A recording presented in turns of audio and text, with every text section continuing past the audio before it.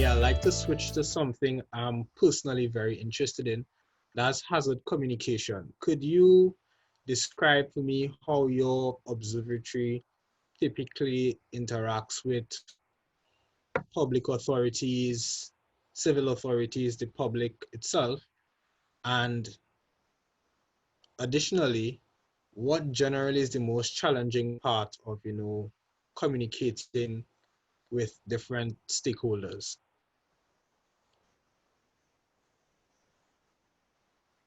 I can say that interactions with stakeholders and media and civil protection is fundamental, especially during the volcanic emergencies in our case. In general, to avoid to spread the spread of conflicting or personal information, there's like a press office that deals with, for example, writing the news that should be published on the website, on the observatory's website, or to communicate with outside. And obviously, there are also scientific meetings with the civil protection where we discuss about the different aspects of the crisis in case of a volcanic emergency. But in general, it is not necessary. It is important, like the third mission of our observatory to spread information, but sometimes they are moderated just to avoid personal information, personal things to be spread. All right. Sara, what is it like in Iceland with that language? I can't even pronounce the volcanic names, the volcanoes. Well, listen, let me say that this is a topical issue about how to communicate in general natural hazards in Iceland, specifically volcanic hazards. We struggled a bit about this specific topic, and again, mainly due to human resources, because it is such an important role that it really needs people dedicated to that. And we recently, maybe 2 years ago, 3 years ago, we hired a person that is responsible for that. So, and he's really helping a lot in tuning and customizing the message, and whatever it has to go to the website, if it has to go to the newspaper, if it is for the Facebook account, whatever. But it is important to mention maybe a few.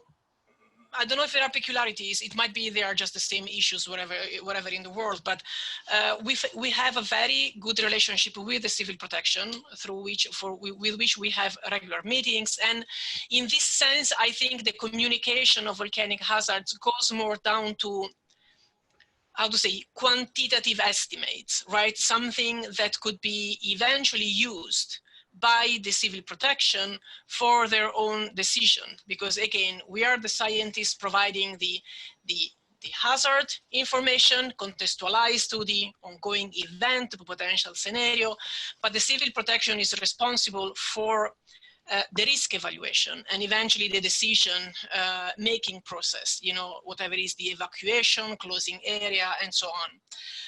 But we had very good experiences in estimating of hazards and communicating hazards to them. Another thing is the communication of hazards towards the general public, towards the, whoever are those living in the country or those visiting the country. And consider that in Iceland, except the summer due to the COVID, but we are 360,000 living in Iceland.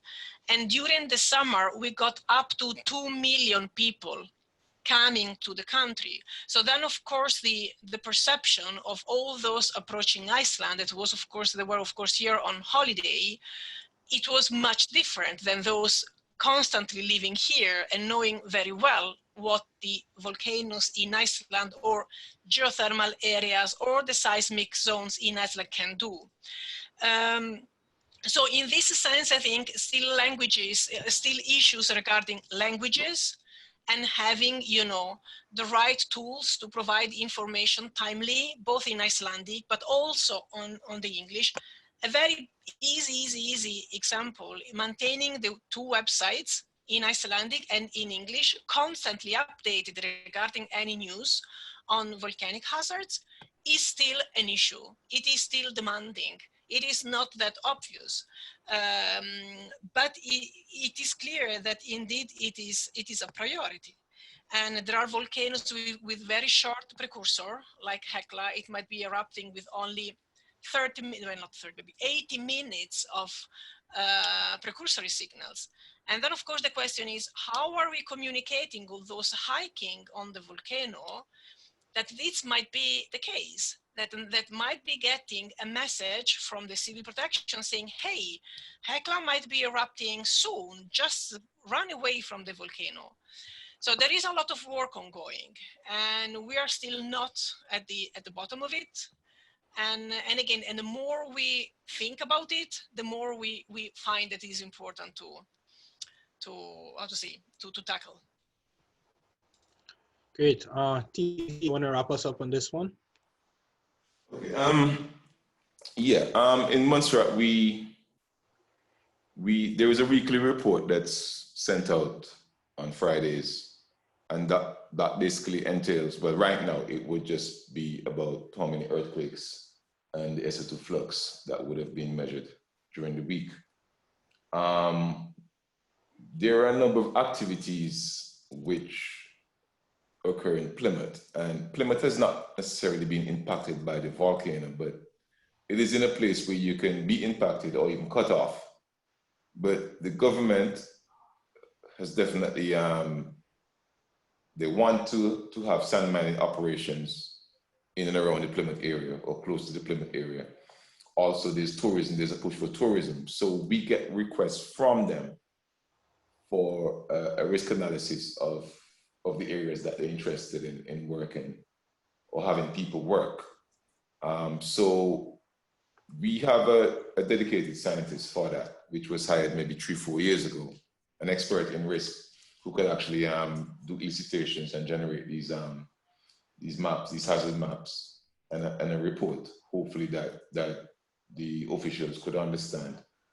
But you know, that is not something that happens a lot, because the in terms of the way how things are going, it took a while for us to be able to update that sort of information, because we just not too long ago got a really decent DEM of the area, of the country. So we've got a physical volcanologist who can model whatever flows are capable of being generated by this dome, because we have a dome of around 150 million cubic meters sitting there. Even though the volcano is not erupting, that's a fairly large dome which could generate pyroclastic flows.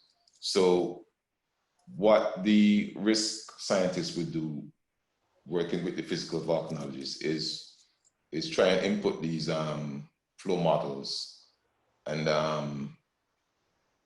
look at how many people are working in there, you know, how far into the area they want to go. One of the things that we have to be aware of as well is, can we communicate with these people when they're in there? Because the terrain is not the easiest thing to deal with. So there are a number of factors that we need to be able to account for if we're happy with people working in there. So we mostly do it on request. It's not just done like that. If the government requests, you know, doing a risk analysis for this area because we're interested in having sand miners going in there, or we're interested in having tourism in this area, then we'll do analysis and give them our report as to what we think or how dangerous we think it is. And they will have a decision as to whether or not they're happy with going forward with that situation, given what we would have said to them.